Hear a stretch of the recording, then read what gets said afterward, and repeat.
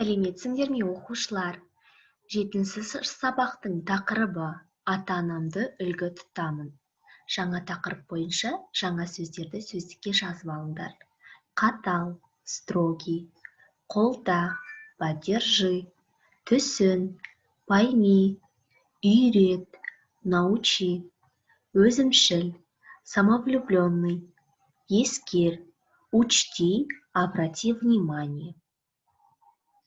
Тыңдалым оқылым тапсырмасы. 3-ші тапсырма 14-ші бет.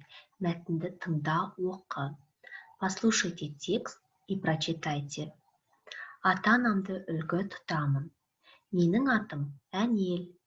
Мен 6-шы сыныпта оқимын.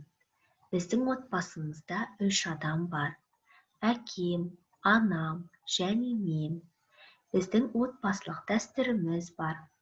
Әкемнің мамандығы заңгер. Ол кісі өте білімді, дарынды, жауапкершілігі жоғары адам. Ол маған қатал талап қояды. Анам емханада дәрігер болып жұмыс істейді.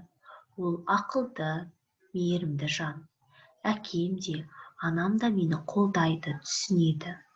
Ата-анам мені жақсы көреді, еркелетеді, білмегенді үйретеді. Өзімшіл болма деп ескертеді. Тапсырма бойынша дескриптор кестесіне назар аударайық. Мәтінді тыңдайды 2 балл. Мәтінді түсініп оқиды 3 балл. Жазылым тапсырмасы 6-шы тапсырма 15-ші бет. Мәтіндегі сын есімдерді тауып түрлерін ажырат.